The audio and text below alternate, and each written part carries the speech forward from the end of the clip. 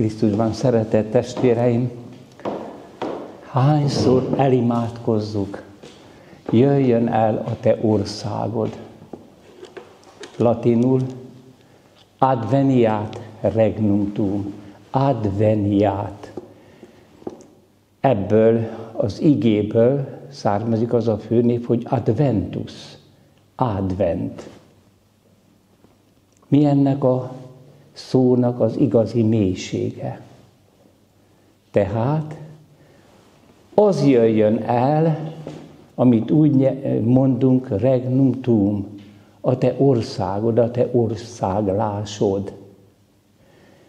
És ezt az imádságot Jézus tanította nekünk. Tulajdonképpen az egész mi atyánk csak erről szól, mint ahogy a Jézus összes tanítása arról szól, hogy ő maga az Isten országa. Az Istennel való kapcsolat.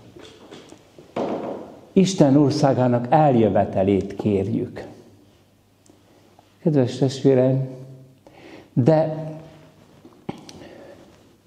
mindenek előtt azt kellene egyre jobban megértenünk, hogy mi ez az Isten országa, amíg szeretnénk az eljövetelét kérni, és hogy hová jöjjön el.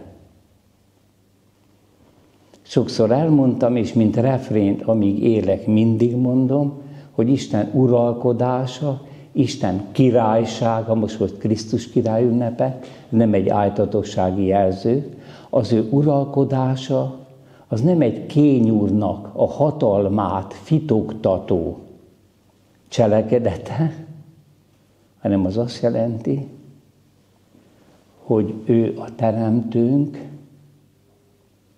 hogy egyedül ő akarta, hogy legyek szeretetből, és ez az a kapcsolat, a vele való kapcsolat, amit a bűn megszakított, és Jézus tudja csak visszaadni. Miért? Mert ő az Isten kapcsolat. Ő az Isten uralkodása.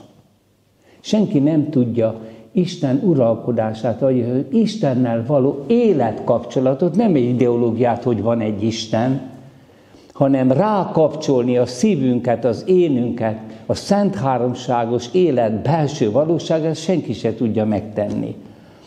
Csak az, aki maga az Isten kapcsolat, a Fiú Isten, aki emberré lett, és hová jöjjön el az ország?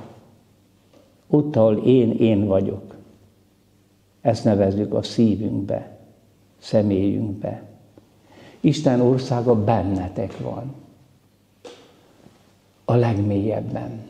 Ha nincs bennünk, akkor annak a helye van bennünk, és egy olyan Isten vákum, amiben lassan beleőrülünk. Vagy a felületen lubiszkolunk, aminek semmi értelme nincsen. Jézus is mondja, hogy minden a szívből származik. És hogy amikor mondod ezt az imádságot, zárkózz be a belkamrádba. Ez a kamra nem csak egy kis szoba, ahol egyedül lehetek, hanem az a utolsó hely bennem, ahol abszolút egyedül vagyok. Oda senki sem léphet be, mert az az Isten helye. A szentek azért léphetnek be, de nem is belépnek, mert ők is itt van, ők bennük is ott van Isten. És a görög kifejezés, hogy Isten országa bennetek van, tehát eljött belétek az Isten élete, azt úgy is lehet fordítani, hogy közöttetek van. Tehát az én Isten kapcsolatom, ez az egymással való kapcsolatunk is. Ezen a ponton nincs Isten szeretet és nincs ember szeretet. Mert Jézus Isten ember. Urunk Jézusnak, ismétlem, ez volt az egyetlen üzenete, amikor azt mondta, hogy elérkezett, ugye? Advenio, adventus. Itt van az Isten országának elérkezése, ez volt az első szava. Elérkezett az Isten országa. térjetek meg, vagyis forduljatok meg ehhez a valósághoz, és higgyetek ennek az örömhírnek. Ennek az örömhírnek, nem másnak. Ez az egyetlen örömhír, hogy az ember elszakadt Istentől, és most újra életkapcsolatban, hogy életkapcsolat, mégpedig nem olyan, mint egymással, hanem a legmélyebb kapcsolatban vagyunk. Ehhez az örömhöz kell odafordulni, hátat fordítani minden ideológiának, ami erről nem tud, még akkor is, ha azok az ideológiák sok minden értékes meglátást is tartalmaznak. Elérkezett hozzátok az Isten kapcsolat, az Isten uralkodása bennem, mert a Szent Háromság Isten uralkodás az azt jelenti, hogy ott uralkodik, ahol egészen ő lehet. És ő nem egy elnyomó hatalom, egy végtelen szeretet. Egyedül a názáreti Jézusban lehet Isten egészen szerető, és egészen viszont szeretett. Ezért ismétem, az egyház nem sokat prédikáljuk azt, hogy ország, így országolnak, úgy szeretnekek. Hanem Jézus hirdetjük pünkösd után. Mert ő az Isten országlása, és az Isten kapcsolat. És azt senki se tudja megadni nekünk. Csak az, aki maga az Isten kapcsolat. És nincs más üzenete, nincs más adnivalója. Jaj, Uram, gyógyíts meg! Jaj, Uram, segíts meg azt a beteg! Mindent szabad kérni, de csak ebben, hogy üdvözüljön. Nincs más üzenete, csak. Erről tartottam a nyáron 3 paptestvérekből álló csoportnak lelki gyakorlatot, és a lelki gyakorlat címe az volt 2 szó, csak, a másik szó beteljesedett. Nem akarok másról köztetek tudni, mondja Szent Pál, csak Jézus Krisztusról, a megfeszítettről. Ja, akkor kirekeztünk mindenkit? Igen. Senkinek sincs igaza Jézussal kapcsolatban, aki mást mond, mint amit a Szent Egyház, akit a Szentlélek vezet. És csak ez a végső üzenet? Csak. Csak, hogy ez a kirekesztés, ez mindenkit magába rekeszt, mert minden embernek az üdvözítője, és minden ember szívében ott van ez az Isten hiátus, ez az Isten vákuum. Tehát nagyon vigyázzunk, amikor így vádolnak bennünket, hogy ez a kirekesztés. Bocsánat. Hát azért rekesztem ki, mert ha ezt nem fogadja el, akkor ezt nem tudom neki megadni. De ezt én is kaptam. És Szent Pál azt mondja, hogy nem bölcsességet hirdetünk. A bölcsesség, a filozófia nagy érték. És a végén azért azt mondja, hogy mi is bölcsességet hirdetünk. Na most akkor miről van szó? Az összes világi bölcsesség, filozófia, olvasd végig gyorsan a filozófia történetet, érdemes. Nagyon sok gondolat van, mindig egy elvre épít. És az nagyon jó. Minden dolog azonos önmagával, görög filozófia. Hát ki kell mondani, hát úgy látszik ki, mert ma egyesek azt se tudják, hogy ki micsoda. Minden dolog azonos önmagával, és elkezdhetünk gondolkodni. Mint ahogy 1 meg 1 az 2, és erre fölépül egy hihetetlen matematikai világ. Ez érték. Csak hogy ezt Pál nem hirdeti. Mert a mi alapelvünk nem valami, hanem valaki. Ilyen pedig az egész történelemben nincs, hogy egy konkrét emberből adódik az, hogy kicsoda és mit csinált, hogy megváltott és Isten fia. Ebből adódik egy olyan világnézet, amiben benne van a csillagvilág, benne van a gazdaság, a szexualitásunk, a mindenféle gondolkodásunk, minden benne van. Tessék megnézni, hogy van-e még ilyen. Hát akkor ilyen értelemben a kereszténység nem vallás, valami más. A vallások beteljesítése.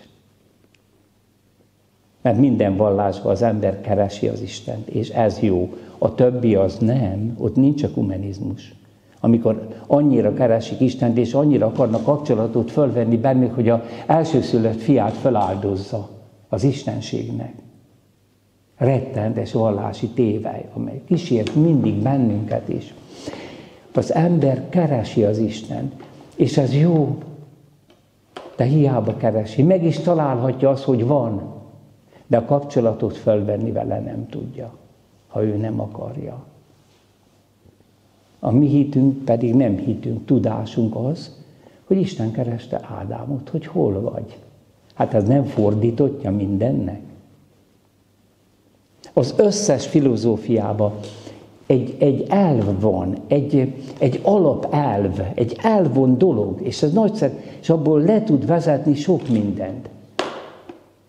Nálunk nem alapelv van, hanem egy valaki, és hány katolikus és hány keresztény ezt nem tudatosítja. Hát testvérek, akkor felrobban az egész kereszténység.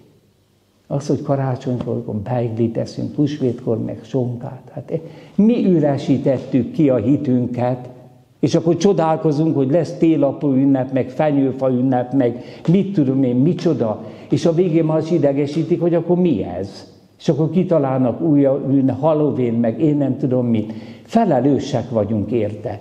Kiüresítjük a mi hitünket akkor, ha Jézus Krisztuson kívül más valamire építünk, nem valakire.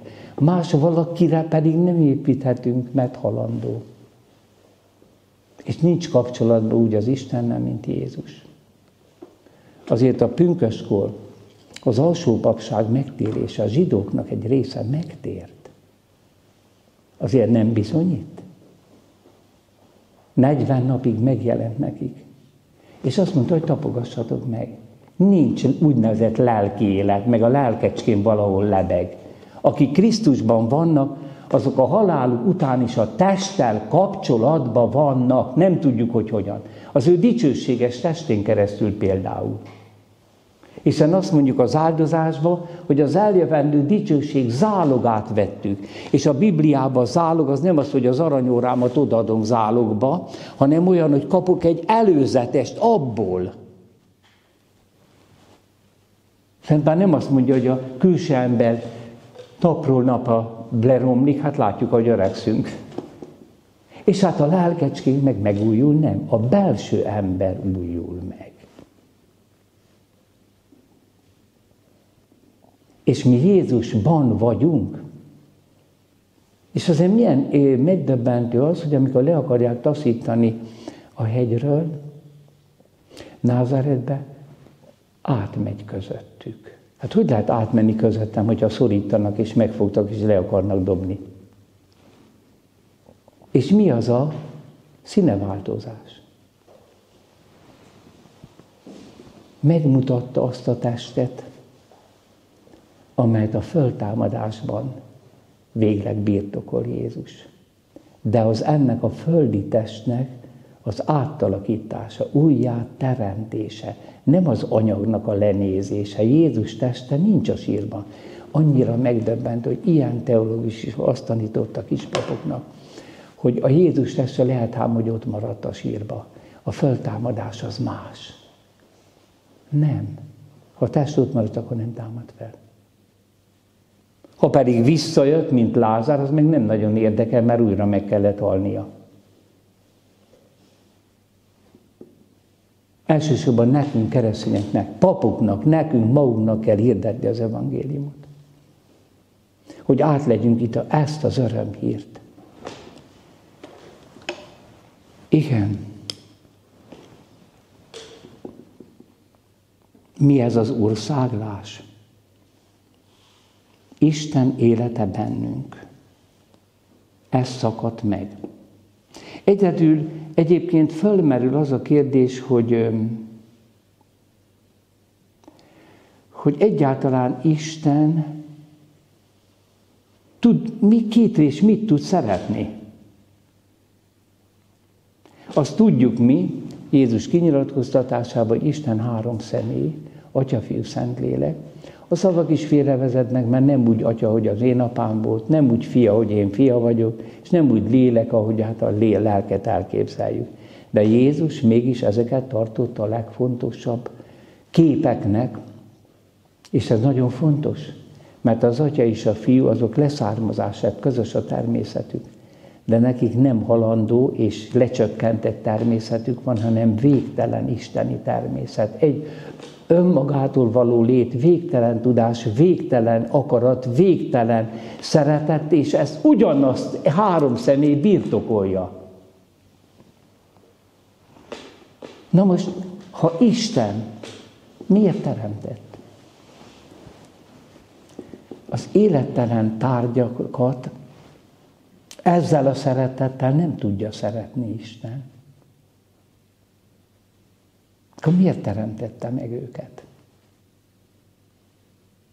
A valamit nem tudja Isten szeretni, csak a valakit. Kérdés.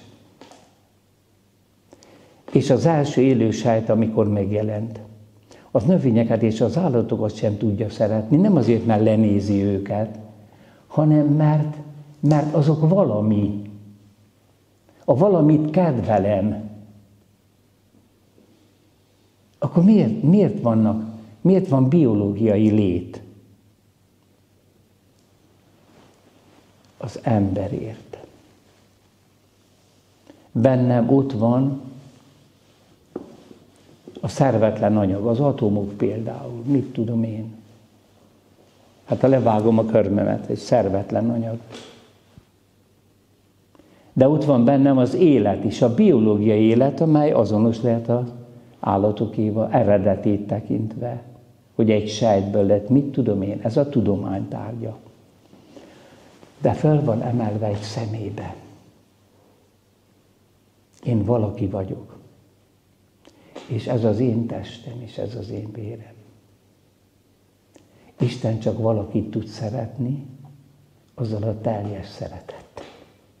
És ezért szereti az anyagot és az élőlényeket is, mert az az én személyemhez tartozik, mégpedig a lényegem, mert én ember vagyok. Megszemélyesült anyag. A csillagvilág, a növény és az állatvilág bennem szólalhat meg, és mondhatja azt Istennek, hogy köszönöm. Ez a Szent Ferenci naphimnusz, nem a zöldek mozgalma, nem természetvédelem, hanem a teremtésnek a megszólalása. Nekünk így kell részt venni, becsületesen, minden tudományosan, helyesen igazolt, védelmezésébe az állatvilág, növényvilágnak és magának a tárgyaknak is, de csak így. Kedves testvérek, de az embert sem tudja szeretni a teljes szeretettel. Miért? Mert Isten a teljes szeretetével, az Atya Isten csak a Fiút tudja szeretni. És a Fiú az Atyát öröktől fogva mindörökké. Mert a szeretetnek nincs eredete. Azért nem szűnik meg. A szeretetnek nincs eredete. Amely szeretetnek van eredete, hogy keletkezett, az meg is szűnik. Ezért az emberi szeretetet, amely keletkezhet, egy másik iránt született gyermeke, barátjai lettek, stb. Férj-feleség, azt bele lehet emelni Krisztus miatt a teremtetlen szeretetbe, a kezdet nélküli szeretetbe. Ezért ez egy nem ilyen általánossági forma, hogy Krisztusban szeretett testvéreim.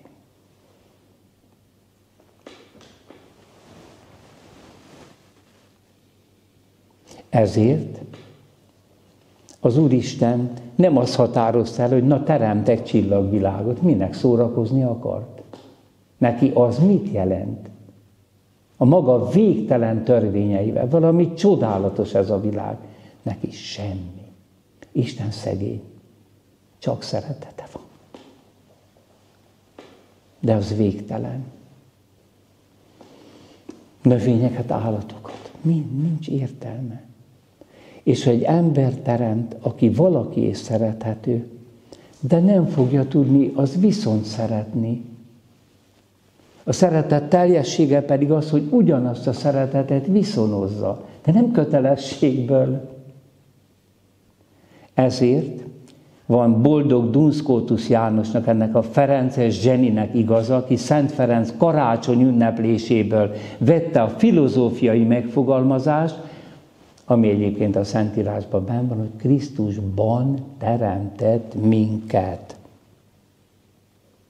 Tehát a karácsony, a szűzanya méhében történt megtestesülés, az előbb van Isten gondolatában, mint az, hogy legyenek csillagok, legyenek tárgyak, és legyenek állatok, növények, és legyen ember. Minek?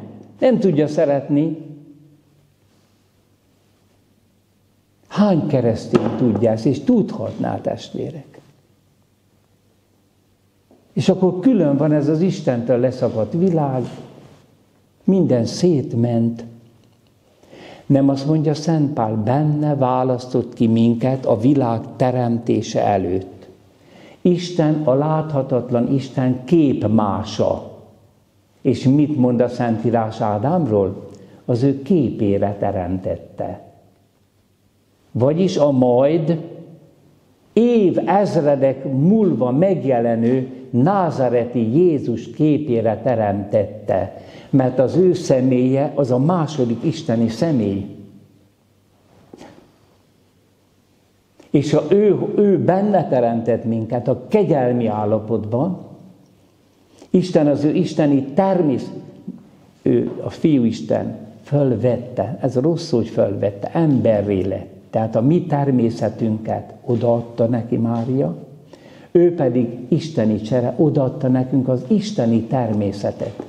Nem lettünk istenné, hanem az isteni természetben részesültünk, írja Szent Péter apostol, a galileai halász.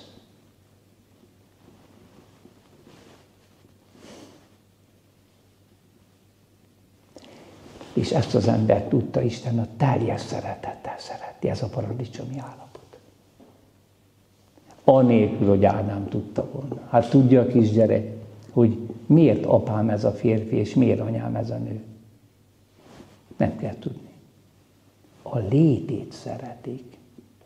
Látjátok, a bűn után is van valami az emberben, ami nem romlott le, az Isten képmásiság. Egy teljesen pogány vagy nem hívő asszony, amikor rádöbben, hogy magzatot hordok, örül neki, és azt mondja, szeretlek. Kiérdemelte az a kis magzat? Nem.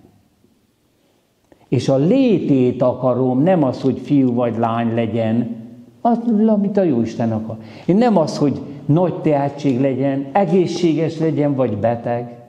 Hát jó lenne, egészséges lenne. A létét szeretem, a személynek a létét.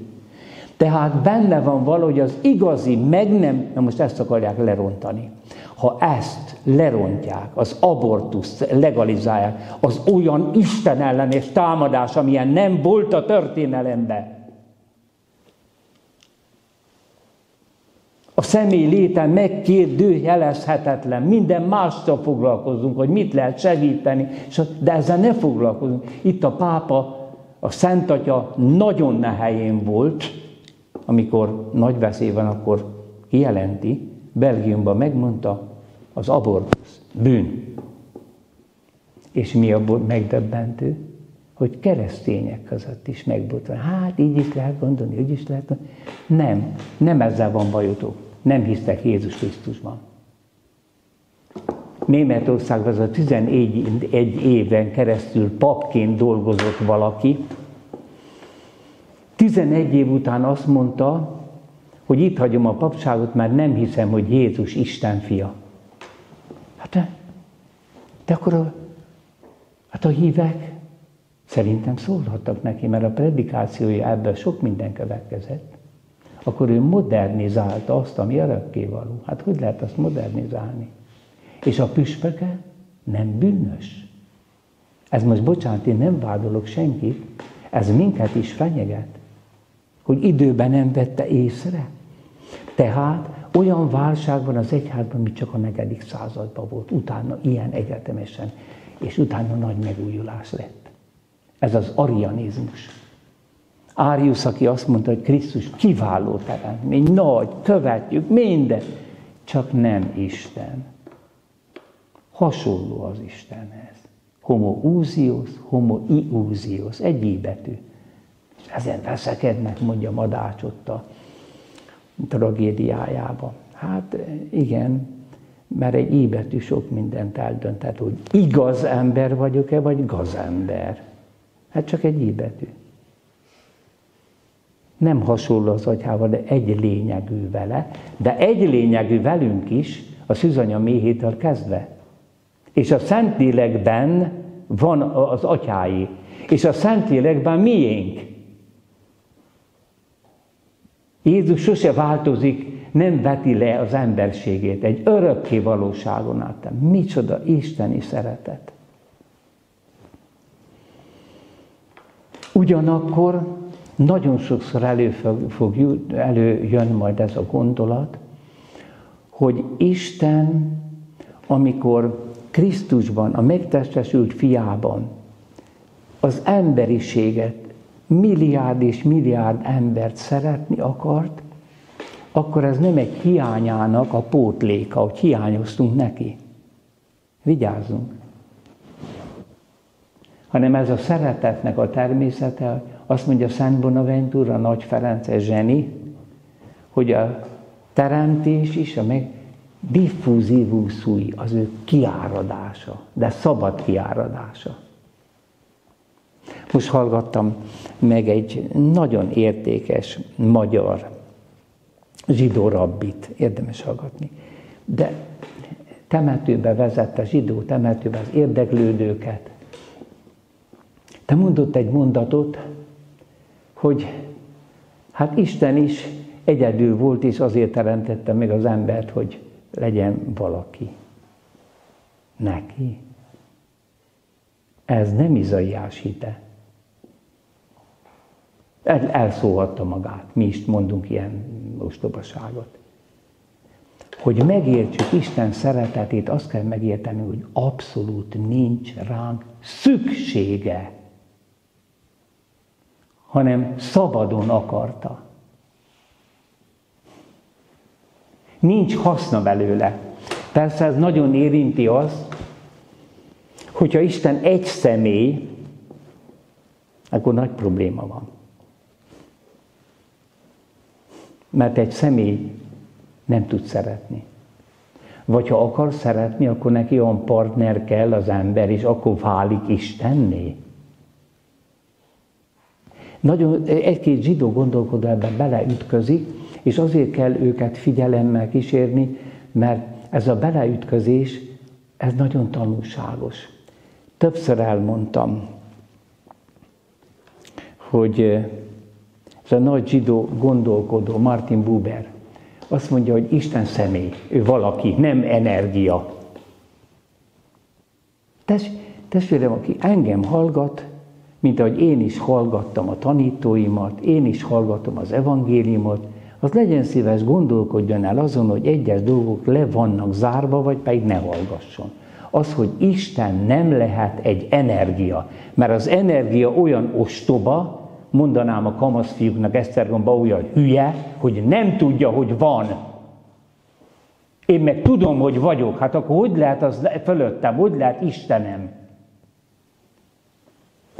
A valami az nem lehet fölöttem levő lény, csak valaki. Egy személy.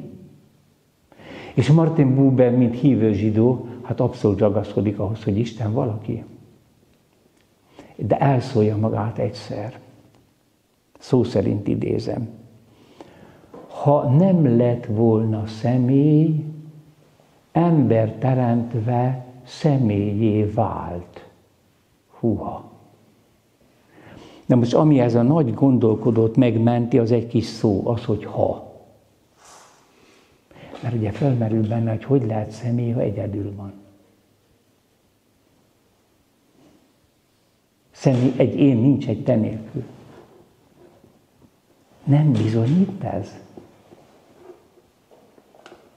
Ha nem lenne személy, de ő tudja, hogy az, akkor ember teremtve személyé vált. Isten nem válik és lesz valamivé, mert akkor előtte nem volt te Isten.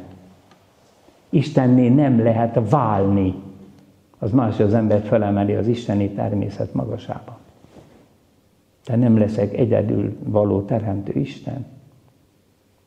Ilyen ütközések, testvérek, azért nagyon bizonyítanak.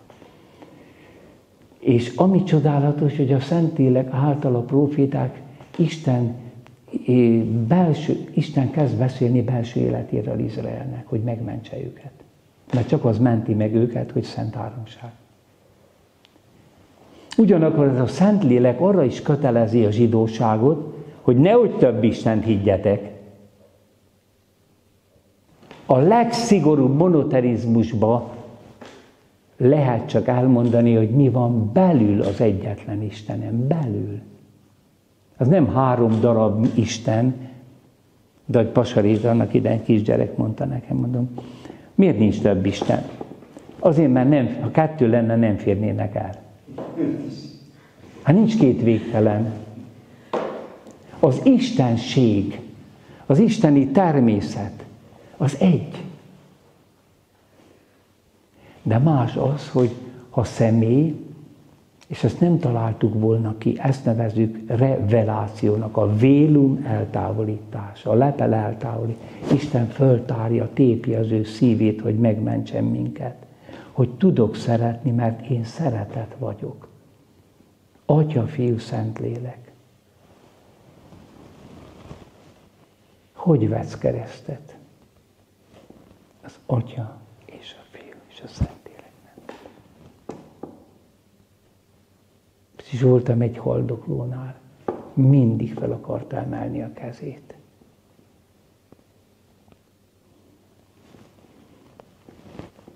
Persze, ahogyan a Isten fokozatosan beszél önmagán, de milyen nagy az ember, hogy megmentsen, akkor Istennek önmaga belső életéről kell beszélni. Igen, mert ebből a belső életből lettünk mi, szabad elhatározásával. És milyen fokozatosan mondja, ahhoz nagyon ragaszkodik Izrael, hogy Isten nem úgy uralkodik, mint egy zsarnok, nem. Isten Izrael vőlegénye. Isten szövetséget köt vele, szeretni tud, de mindig egyoldalú. Nem Ábrahám kérte, hogy szeretnék veled szövetséget kötni, szeretnék veled haverkodni. Még a liturgiában, katolikus érzésbe is bemegy az, hogy jaj, hát én most szólok az Istenen, és milyen örömet szerzek neki, bocsánat. Előbb szeretett minket. Én csak viszont szeretem Krisztusban. Én nem tudom Istent szeretni, csak viszont szeretni Krisztusban. De Krisztusban egészen. Ő általa, ő vele, és ő benne a tiéd. Minden szeretetünk a Szentlélekben, a Szentlélek által. Hát testvérek, az Isten országáról beszél Jézus, és az utolsó estén azt mondja, nem tudjátok, hogy én az Atyában vagyok, az Atya bennem? Ő is küldi a lelket, és én is. És majd amikor álljanak, eszetekbe juttat mindent. Mi ez a minden? A minden a Szent Háromság kinyilatkoztatása. Eszetekbe juttat mindent, és elvezet a teljes igazságra. És ezt pogányoknál nem lehetett megtenni. Isten úgy szeretett minket, magyarokat, hogy kizárt ebből. Meg a németeket, mindenkit. Egy kicsi népet kiválasztott, de nem azért, mert ők olyan különösek voltak, mert legkisebbek voltak. És küldetést adott nekik. Mert fel kellett az Istentől elszakadt embernek mennyi agyréme van Istenről, meg a túlvilágról. Na most ezt ki kellett pucolni. 2000 év pedagógia. A próféták állandó működése. A zsidó családapáknak, családanyáknak az a felelősségteljes imádságra kötelezése a gyerekeknek, és hogy várják a mesiást, aki majd minden tudtunkra ad. De közben átérezni, hogy az örökkévaló szeret. De nem úgy szeret ám, hogy nem tudna szeretni nélkülünk.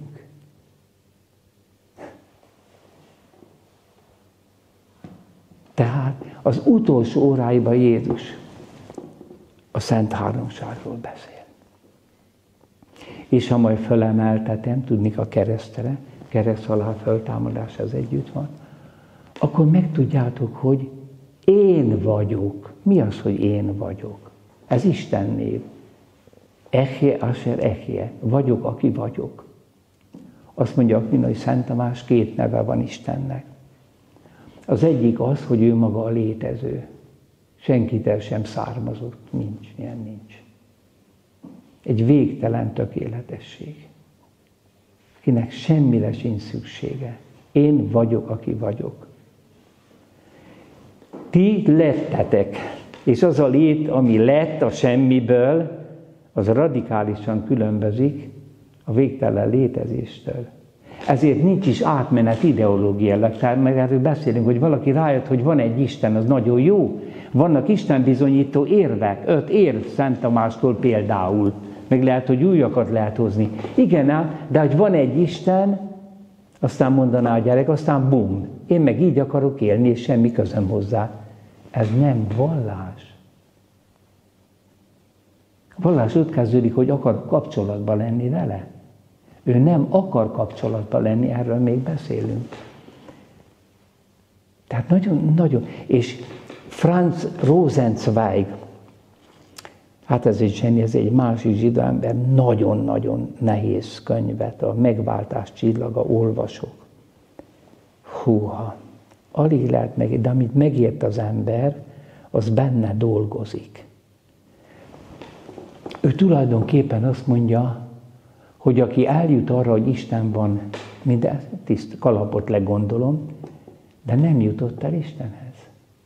Sőt, lehet, hogy nem is akar.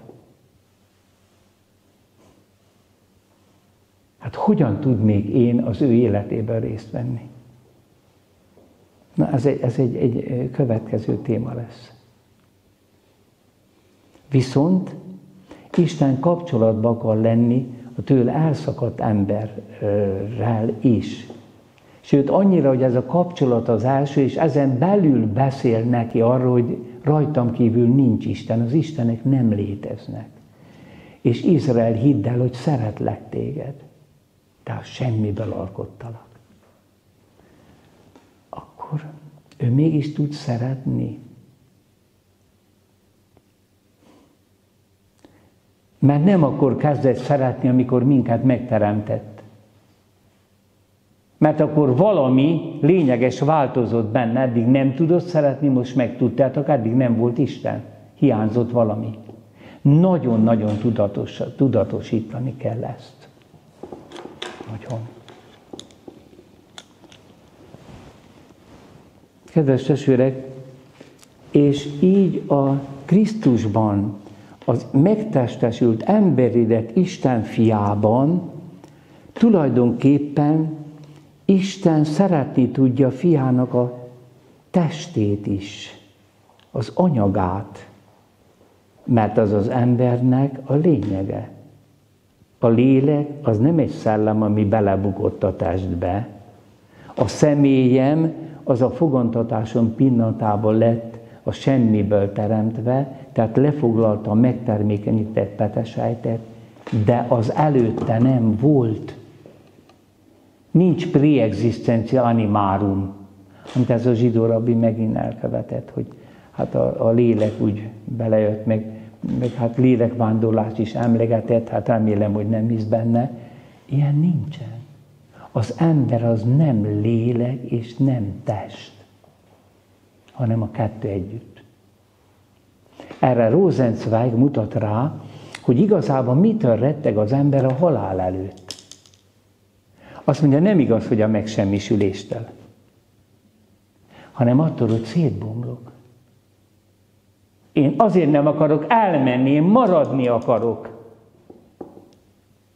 Nem akarom, hogy a testem elrohadjon, mert én test is, én nem vagyok darabokból összerakva. És igaza van. Nyugodtan csak Krisztusba lehet elmenni. Mert a sírban 3 napig fekvő teste is az örök ige erőterében volt. És az Atya dicsőségre támasztotta. Most, ha én Krisztussal olyan kapcsolatban vagyok, hogy átadom az énemet neki, akkor az ő dicsőséges testének a sorsában benne vagyok. Azt mondja a mennybe menetel előtt az Úr Jézus, hogy a módok és az időpontok nem rátok tartoznak. Hogy hogyan, azt most ne kérdezz. A tény, hogy benne vagyok. Tehát nincs olyan, hogy az emberi személy a halála után egy szellem lesz.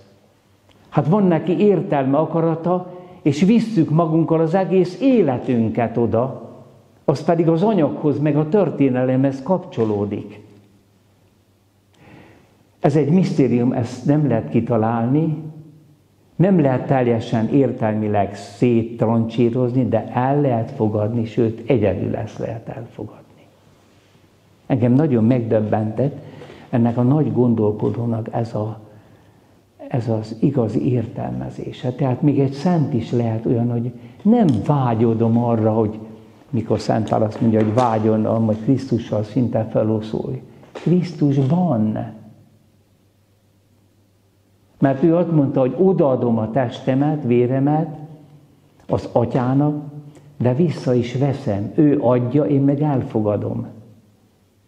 És hogyha vele ilyen mély kapcsolatban vagyok, akkor az én halálomban nem leszek kettévágva. Nem. A dicsőséges föltámadás erőterében leszek. Jézus dicsőséges testéhez nekem közöm lesz. Igen. Ezért, kedves testvérek, meg azért is az anyagot az ember testének kell felfogni, lehetőségbeli testének az egész csillagvilág anyagát. Mert végső soron bennünk szólal meg, bennünk személyesül, és hát egyben egy hatalmas nagy létterünk. Na most mégis, hát miért teremtett olyan dolgokat, amelyek szervetlenek, nem élnek, mert az ő szent fiának a testébe is ezek benne vannak, és őt szeretni annyi, mint a testét is szeretni, az anyagot is, Krisztusban. De miért teremtett akkor növényeket, állatokat? Ez már egy magasabb kinyilatkoztatás, mert a növények és az állatok egymástól származnak. A kövek nem származnak egymástól. És a Szent Háromságban van leszármazás. Csak nem olyan, hogy továbbadja az életet a másik személynek, ami még nincsen, hanem egyszerre birtokolják az isteni természetet. És azt akarja, hogy az emberi természet is hasonló legyen. Ezért a legnagyobb szentségek között van a fogantatás és a házasság. Ezt akarják most széttiporni, szétverni, meggyalázni minden percben, milliárdokat költeni a kisfilmekre, minden, hogy megrontsák, hogy prostituálják a fogantatásokat, ami a legnagyobb szentség, hogy egymásból jönnek, és Isten mindig teremt egy személyt, amely közvetlenül ővele van kapcsolatban. De ez már hasonlít a Szent Háromságos élettől, mert egyazon természetet birtokoljuk. Csak a mi természetünk nem tökéletes. Ezért az egyik nő, a másik férfi. Adják össze a tehetséget, nem ellenére élek. Az egyik zenész, a másik festő, az egyik erősebb, a másik gyönge, az egyik egészséges, a másik beteg. A természetünk nem tökéletes, és főleg megjelelte a bűn, de az nem azt jelenti, hogy elválaszt, hanem hogy összefog, hogy egymásért legyünk. mint ahogyan az isteni természet összefogja az Atyát, Fiút és a Szent Lelket, de ott egyszerre birtokolják a teljes tökéletes természetet. Igen, következésképpen azért nálunk nincs testi és pszichés leszármazás, mint az állatok között csupán, hanem mindjárt van egy isteni teremtés. Csak ezt megszakítottuk. Ezért az Isten fia, akiben teremtettünk, most eljött, hogy megváltónk is legyen. Visszaadja a mi Isten kapcsolatunkat. Részesít az isteni természetből bennünket. Ezért a keresztelés az egy új fogantatás. Nem belépek egy egyházba, pártba, filozófiai iskolán, nem. Ha egy keresztény házasságban nem az az első, hogy gyorsan megkereszteljük, nem amíg összejön a rokonság, meg 1 év, meg 2 év, meg leértékelik a keresztséget. Azt hiszik, hogy felértékelik azok, és már ilyen katolikus is volt, hogy majd szabadon választja. 18 éves, de addig ne beszéljünk neki katolikus hitről, mert megzavarjuk. Elvesztjük a szabadságát. Majd ő miből választ? Az agyzavarból? Mert mások ráhajtanak, és perverz ideológiákat nyomnak az agyába. Mit válasszon? És egyébként ez nem egy vallás, amit választok, hanem ez egy új Isten élet. És a még nem létező gyereket megszavaztatták, hogy akarsz-e létezni? A létezés elvitathatatlan jó. Annyira, hogy még a sátán létét se szünteti meg Isten. A létezés. És egy Istentől elszakadott emberiségbe született bele, most a keresztségben egy fogantatás történik. A Szentlélek Isten belárad, és az egy életadás, amihez nem kell okvetlenül az, hogy megértsem, csak akik elvitték keresztelni, azok biztosítsák, hogy úgy élnek, hogy bele szeretik a keresztény hitet, az isteni életet, mert az is lehet, hogy megszületett, de öngyilkos lesz. Megkeresztelték és elhagyja a hitét. Nem.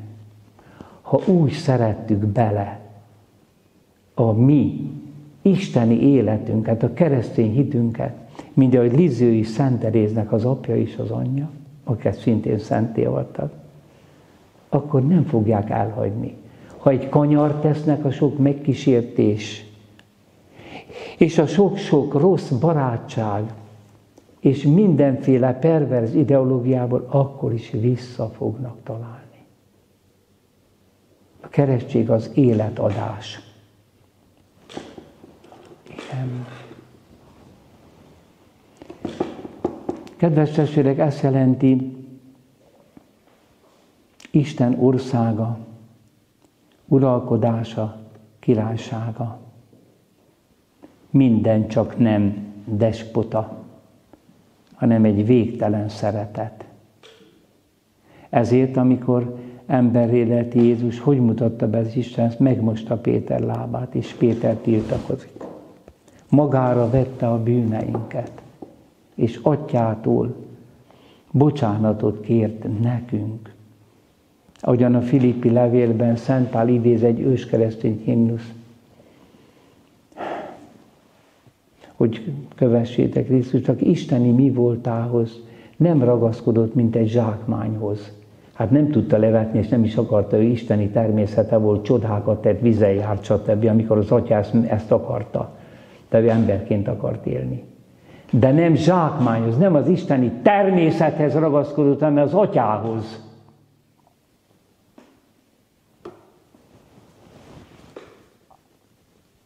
Kiüresítette önmagát, és hasonló lett az emberhez. Engedelmes volt a halálig, mégpedig a kereszt halálig. Ezért Isten felmagasztalta, és olyan nevet adott neki, a Názáreti Jézusnak, ennek a zsidó embernek, amely felül minden nevet, az Isten nevet, de nem akkor lett Isten, hanem föltámadásában megdicsőítette, kinyilvánította, hogy kicsoda ő. És pontosan az értünk meghalt Jézus nyilatkoztatja ki a Szent Háromságban levő végtelen szeretetet. A Szent Háromságban nincs halál, de valami gyönyörűséges, hozzá hasonló van, a teljes önátadás. A szeretetnek az extázisa. És ez a történelemben az Isten fiával úgy mutatkozott meg, mindent oda akart nekünk adni, de nekiestük és kivégeztük. És testvérek, sokszor nézzétek azt, amikor viszi a keresztet, testvérek, de ki viszi a keresztet? És tudja azt, hogy még pár lépés is ezekre fognak felfeszíteni. És ami feszítés, tehát kifeszítik a karját, úgyhogy beleroppa, lehet, hogy kifordult a válla, és itt verik be a szöget. Imádunk téged, Krisztus, és áldunk téged, mert Szent Kereszted által megváltottad a világot. Ez a Szent Háromság képe a földön. Mi tettük véres képpé? Ha elfogadta volna minden zsidó és minden pogány azt, amit Jézus hozott, akkor nem végeztük volna ki. Akkor a megváltással üdvözített volna minket. Tehát, de ez nem következhetett be. Miért? Mert a bűnbe esett ember eleve gyilkos. És nem tudja elviselni az ártatlant. Ezért mondta Platon 500 évvel Krisztus előtt, ha lenne egy teljesen ártatlan ember, azt mi keresztre feszítenénk. Akkor a Platon azt is tudta, amit sok katolikus nem tud, hogy nem az Atyaisten végezte ki, hanem a bűnös ember pszichéjéből jött az, hogy szükségtelenül kivégzik. És akkor ebben a helyzetben is, Atyám, te mit tennél velük? Hát te irgalmas vagy. Hát akkor bocsáss meg nekik. Fölajánlom ezt értük. Nem azért Isten fia, Jézus, mert minden embernek valami nagy szabadulást hozott, ő a messiás, ami mindent megold. Nem, hanem azért lehetett megváltunk, mert az Isten fia. Senki se tudja visszaállítani az Isten kapcsolatot, csak az, aki ott van Istennél, és aki ember is. Kedves testvéreim, Isten országa nem jön el szemben jövő módon. Isten országa bennetek van, köztetek van. Mert mondja Jézus, én vagyok az Isten országa, vagyis az Istennel való kapcsolat. Bennem az Atya egészen szerethet engem, és én egészen szeretem őt a földi körülmények között is, az agónia rettenetes perceiben is. És aki hisz bennem, annak örök élete van. Az nem belépett egy vallásba, egy ideológiába, hanem annak a szívébe, abba a belső kamrába, amely üres, amelyet senkiben nem töltett, és semmiben nem töltett, semmi vagyon, semmi gazdagság, oda, ha hisz bennem, oda én eljövök. Aki szeret engem, Atyám is szeretni fogja, hozzá megyünk, és benne fogunk lakni. Amen. Oltalmad alá futunk, Istennek szent szülője, könyörgésünket megnevess, szükségünk idején. Ha nem oltalmaz meg minket, minden veszedelemtől, ó dicsőséges és áldott szűz. Az Úr legyen veletek. Nyugodalmas jó éjszakát, és egykor boldog végórát, boldog halált adjon nekünk, nektek a mindenható Isten, az Atya és a Fiú és a Szentlélek.